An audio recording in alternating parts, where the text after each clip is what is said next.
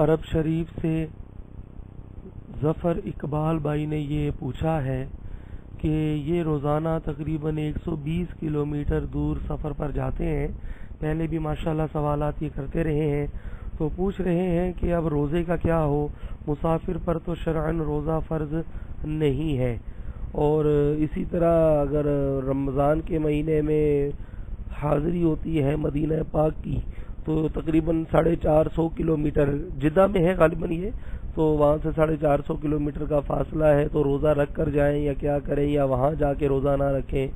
تو ظفر بھائی مسئلہ روزہ رکھنے کے بارے میں یہ ہوتا ہے کہ اگر تو آپ سحری کے وقت ایک حالت مقیم میں ہیں، یعنی اقامت میں ہے، آپ مقیم ہیں جیسے اپنے گھر میں ہے، تو اس وقت تو پھر آپ کو روزہ رکھنا ہی ہوگا.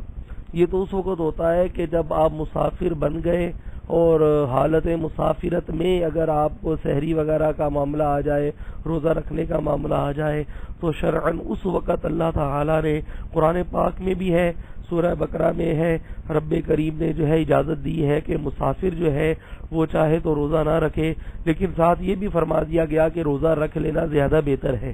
لیکن پھر بھی اگر کوئی روزہ نہیں رکھتا تو وہ گناہ گار بہرحال نہیں ہوگا.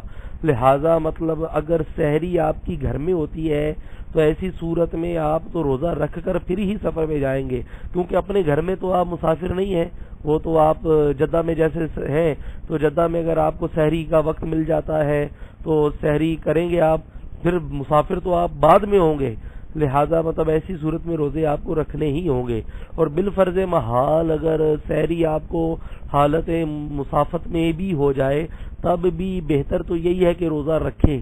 ماہ رمضان کے روزوں کی بڑی برکتیں ہیں، ساری زندگی روزے رکھ لیں، وہ فضائل نہیں مل سکتے جو کہ ماہ رمضان کی الحمدللہ جو ہے وہ برکتیں ہیں.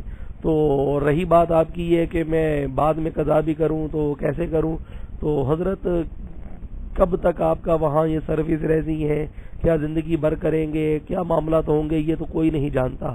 تو یہی ہوتا ہے کہ جب بندہ مسافر نہ ہو تو پھر وہ اپنے روزوں کی قضا جو ہے وہ کر لے. تو اس سلسلے میں تو یہی عرض کیا جائے گا کہ جتنا جلدی ہو سکے جو روزے چھوڑ دیے ہیں ان کی قضا کر لے. لیکن یہ ذہن میں بہرحال رہے کہ سحری اگر آپ کو اپنے گھر میں ہو جاتی ہے تو روزہ پھر آپ رکھیں گے، پھر سفر پر جائیں گے. اور اسی طرح مدینہ پاک بھی اگر آپ جاتے ہیں تو جدہ سے مدینہ پاک میرا خیال ہے شاید 3.5-4 گھنٹے لگ جاتے ہیں سفر پہ. تو اب روزہ رکھ کر ہی جائیں، مطلب سحری اگر آپ کو گھر میں ملے گی تو پھر تو روزہ رکھ کر ہی آپ جائیں گے. اور ماہ رمضان کے مہینے میں نبی پاک علیہ السلام کے دربار کی حاضری ہو، روزہ نہ ہو تو زیادہ بہتر ہے کہ روزہ ہو اور آقا صلی اللہ علیہ وسلم کی بارگاہ میں آپ حاضری دیں. تو مسافر تو شرعی طور پر تو آپ مدینے میں ہوں گے، لیکن اگر آپ عشق کا فتویٰ لیں تو مجھے بتائیں کہ مدینے میں پہنچ کے مسافر ہوتا کون ہے؟